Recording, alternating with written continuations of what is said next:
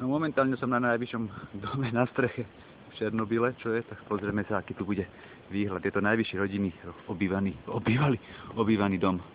Chceme elektráreň. Ju priblížiť. Má asi 16 poschodí, no tak som trošku ufočený. Tam sargofág. Tišie.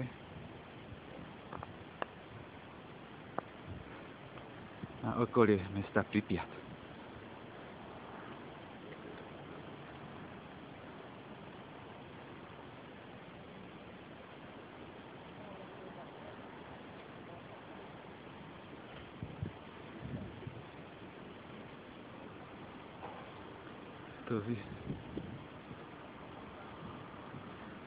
No, tento dom má 4 poschodia dole, tak kríky sú tam.